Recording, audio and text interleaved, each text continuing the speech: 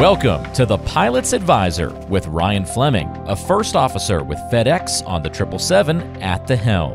On this show, we'll delve deep into tailored financial strategies, insights, and wisdom crafted exclusively for those who rule the skies. We'll help you navigate your financial flight plan with the same mastery you exhibit in the cockpit. Prepare for takeoff into a journey of financial clarity and empowerment. The Pilot's Advisor starts now. Welcome to another edition of the Pilot's Advisor podcast. And we used to call him a guest, and I think we're going to try to get him on the show a little bit more because, now that we're going to a video podcast, he's definitely the eye candy. We need a little bit of personality. We need a little bit of eye candy. So I'd like to welcome to the show a former guest and co-host today, who's been a mentor of mine in this business. He's been in the business a lot longer than me. And I would like to welcome to the podcast Lee Hyder from Lee Hyder and Associates. What's up, Lee? Well, it's nice to be described as eye candy, especially so early in the morning. But if this is a video, and I think it is, I'm sure we probably lost half the viewers already. So Lee, it's been a great year, though. I mean, not so much a year, but it's been a great winter. I mean, we're sitting here on the shores of Lake Erie, and I honestly can't remember the last time I had to start my snowblower. So I am loving 2024.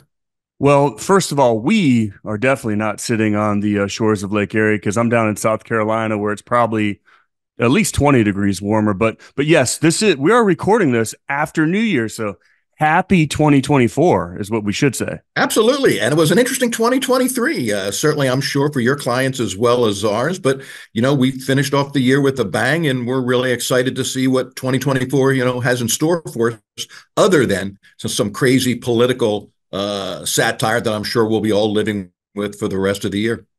Yeah, for sure. And we'll talk about a lot of those issues. Lee, for our listeners, I guess our viewers now is what we'll call them since it is on video. How long have you been in the business? Boy, that's a real personal question. It's almost like asking my weight, but been in the business 32 years. And, we've certainly seen a lot of changes, a lot of exciting things, a lot of new and exciting opportunities for investors today. And, it's been an interesting ride for, the past 32, almost 33 years. Yeah. And that's the reason why I love talking to Lee. It's interesting. I've been in the business since 2008, and Lee's been a mentor of mine for a long, long time. He puts up with me. He puts up with my questions. But I've watched a lot of old advisors kind of get to this point where they're unable to evolve with technology. They're unable to evolve with the changes in the industry, and it is changing rapidly. And Lee, I feel like you're one of those chameleons that's been able to keep up with changes that have happened over the years, and you're open to new ideas. And so not only teaching me the business, but also being able to evolve with the business over the years. It's been a lot of fun working with you on that. Boy, let's kind of unpack that last paragraph. Let's see. We first started off as a old advisor, so I'm not really sure I should take that. Then we transitioned into this old advisor, turned into a chameleon.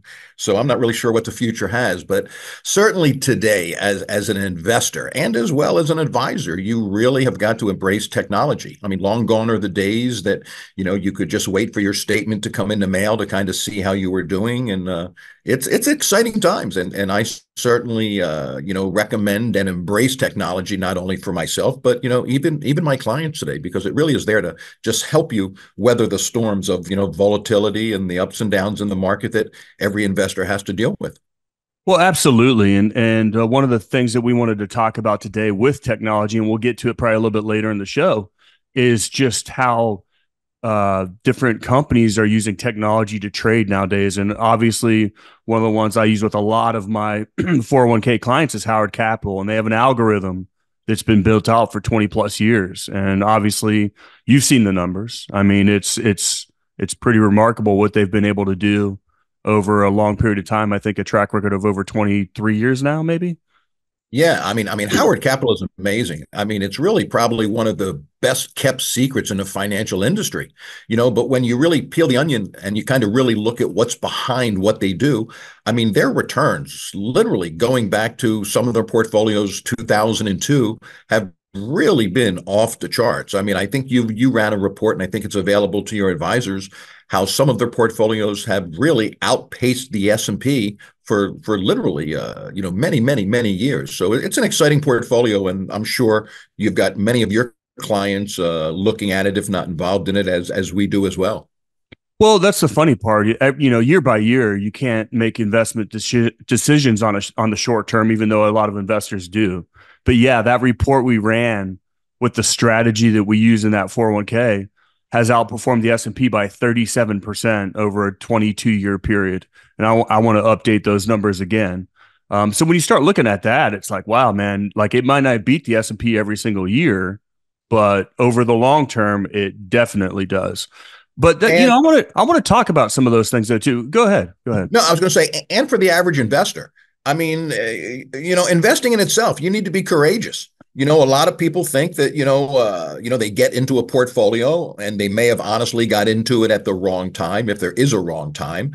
And it's about expectations. I mean, not every portfolio is going to perform immediately. But again, when you really look, just going back to Howard Capital again, when you look at their historic numbers, and that's really what it's about, their returns are very impressive, but equally, they've had some years where they've had some down years. And honestly, I tell my clients, I kind of embrace the down years because it shows you it's a real portfolio and it's not always going to. It's not a Bernie Madoff portfolio. How about that? Absolutely. I mean, you've got to show some losses, but to be an investor, you need to be courageous and you need to sit tight. And certainly you need to have confidence. And that's probably where it starts.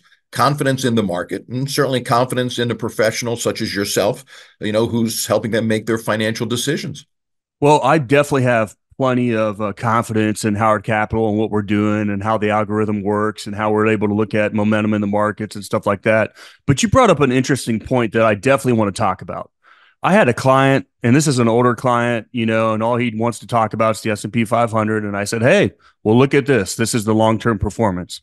Well, guess what? I got him as a new client in August of this year, right as the market starts tanking. And within like a month and a half, he's talking to me every like 5 days going, well, this obviously is not keeping up with the S&P. This is a horrible portfolio, and it's like, dude, you signed up at the very wrong, like perfectly wrong time.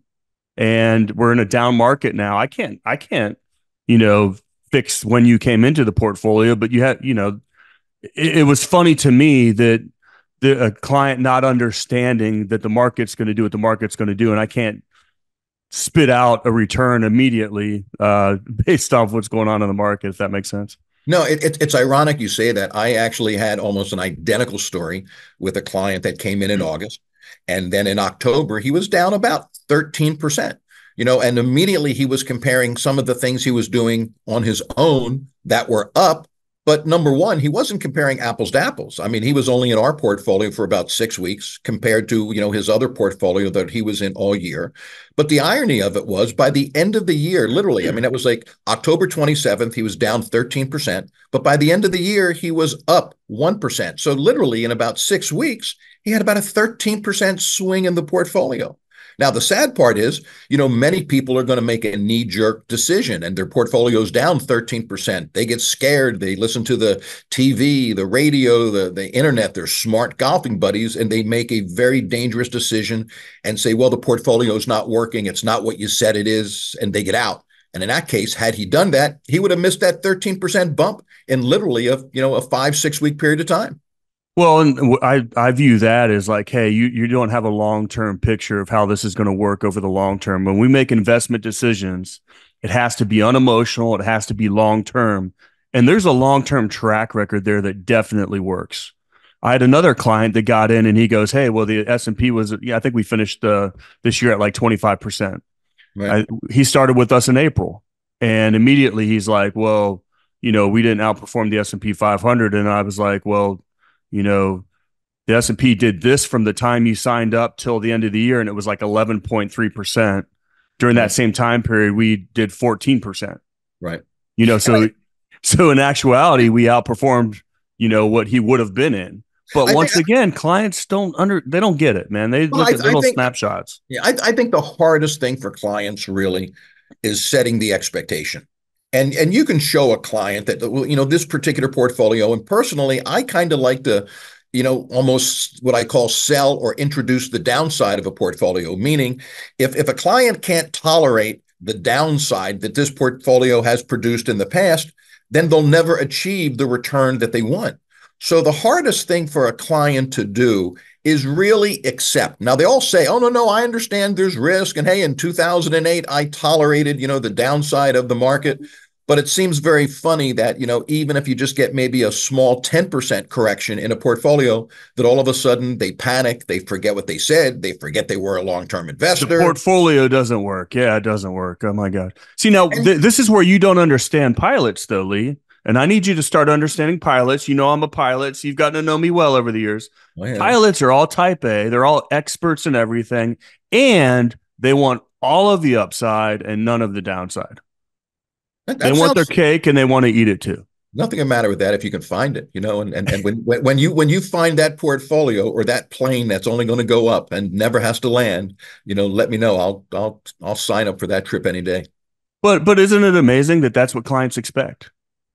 Well, I think, the challenge is there's so much information out there today, and it's very dangerous. You've got the TV 24/7, you've got the radio, you've got the internet, you've got so-called smart friends. And I'm always amazed at these, they're smart friends that, they have the lifestyle that, their friend will say, well, geez, my buddy is really smart. He's got the big house and he's got the beautiful car and he travels all over the world.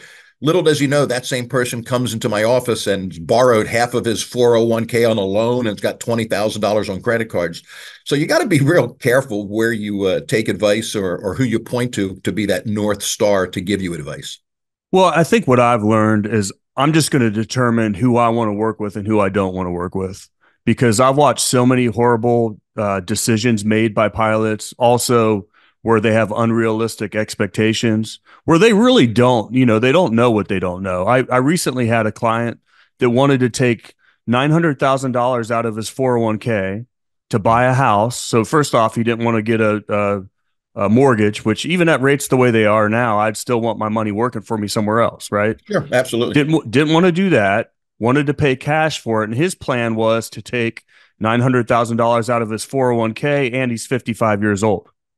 And I'm like, time out, brother. Let's back up a little bit. First of all, this is a retirement account. You're going to get hit with a 10% penalty to even take money out, let alone the bad decision of paying cash for a property.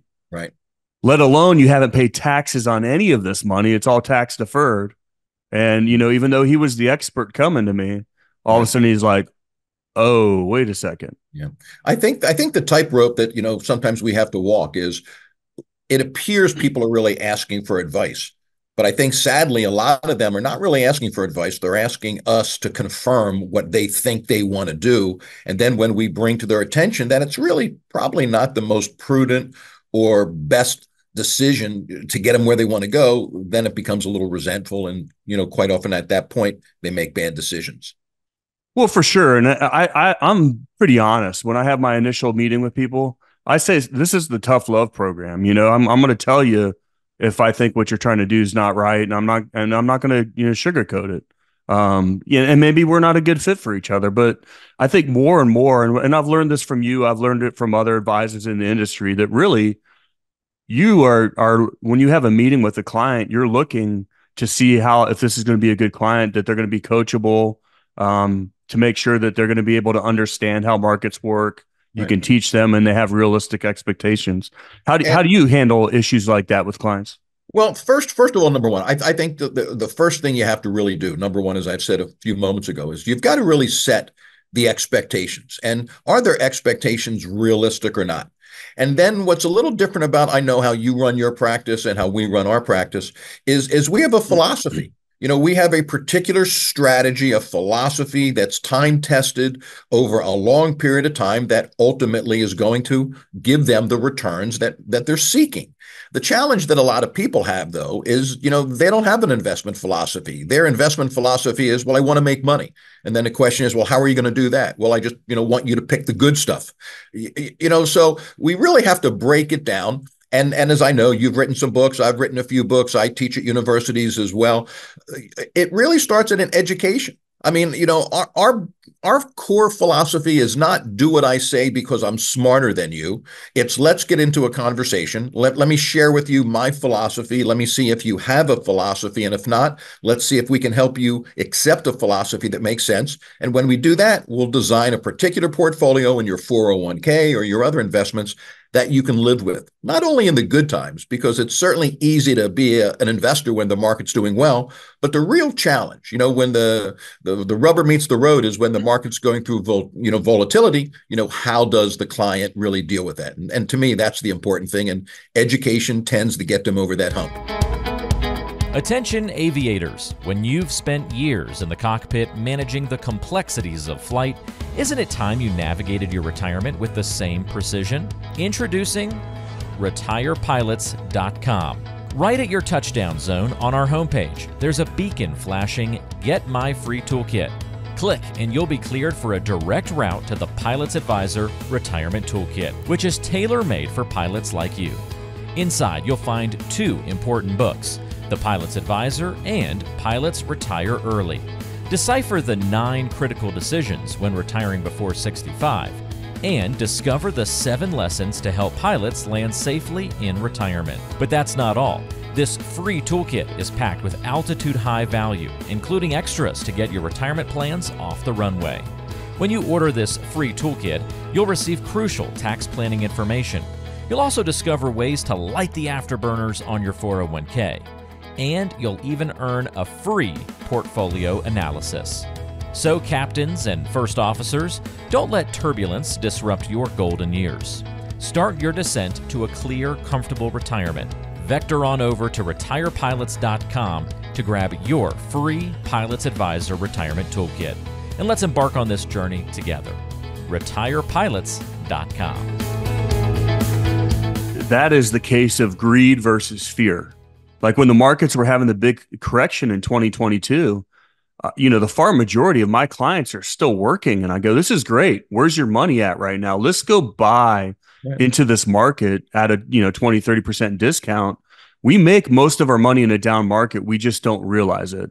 Well, the funny part is when there's that dumpster fire out there, everybody's running away from it when they should be running towards it, right? Exactly. They should be running towards it. And as you say, a dumpster fire. Really, a good financial advisor is like a fireman. I mean, we run into the burning building because that's when some of these incredible opportunities are on sale. And if you went to the supermarket and if a steak used to cost you $15 a pound, but for some reason now it was selling for, $7.99 a pound, I would assume you would probably fill up your cart with a lot of those items that you're going to use in the future. And it's the same thing in the market. Take advantage of down opportunities. Don't be fearful. That's when people really, make a significant amount of money in the market. Well, absolutely. We make that money in the down market. We just don't realize it. And I know clients know to buy low and sell high. I know they know that, but they just don't do it. And emotions cause us to do the exact opposite. And what I find interesting is when the market started taking off again, here the last month or two of 2023, all of a sudden all this money showed up. Hey, can you get me in the market? Hey, I got this to invest? Hey, I've been sitting on this $50,000. Can we get it in the market? And it's like, well, where were you, 3 months ago? Right. I mean, because the message is out there. The messaging is out there. Clients just let their emotions drive their decisions, which doesn't help them with investing. One of the things I kind of pride myself on is I sometimes, and maybe this is because I teach and maybe this is because I write boring books on investing, is I try to find, like metaphors or examples that really just are very simple, but they make sense. And one of the ones that I use with investors quite often as it relates to a down market and how to deal with it is, if like here, we are in Ohio, and even though we have no snow on the ground, if you looked at some of my trees, you would wonder why I don't take an axe to them because they look dead. The branches are brittle, there's no leaves on them, and they look like a dead tree. But we all know that, you don't cut a tree down in February because there's no leaves on it and the branches are brittle. Now, very honestly, that tree may not come back next year, but what has always happened, and, we used to have a peach tree in our backyard, many, many years ago. And the tree would go through periods of time where it was dormant and it didn't produce the fruit that it used to. But then a year or 2 years later, all of a sudden we had a bumper crop and we were rewarded for not cutting the tree down. And it's the same thing in a portfolio. Portfolios go through periods. They go through cycles, but that's not a time to throw out the portfolio, to cut the tree down and look for a better nursery. Well, absolutely, Lee, and I've always enjoyed your metaphors. Just, it makes something that's going on in the market or something that we're dealing with as advisors, and you've always had a way to explain it where it makes sense. We're like, okay. Well, That's great. I'm not a big fan of your metaphors of old or chameleon-like, but we can work on that with you. Well, those aren't metaphors; those are just facts. Oh, okay, all right. I'm looking at my green, wrinkled skin. You may have a point there on that chameleon. Well, what are you? You're only like 45, right? But yeah, I'm almost double 45. You know what? I'm actually, believe it or not, and I'm sure your viewers are going to say they can't believe it either, looking at this incredible video, no makeup, no surgery, but I'm actually going to be 68 in March. Matter of fact, it's March 11th. So if any of the viewers, want my address to send me a card or a gift or, anything, this chameleon would certainly appreciate it. Well, and let's give Lee the props he deserves. He's down like 25 pounds. He's looking great. I mean, you've really taken a turn over the past year and just probably are more energetic than I've seen you in the past 5. Energetic. Wow. That's a new one too. I like that. Yeah. It's you get to a certain place in your life, kind of like investing where you got to, take an assessment of where you are and where you want to be. And, we're sitting tight. We're trying to take care of ourselves.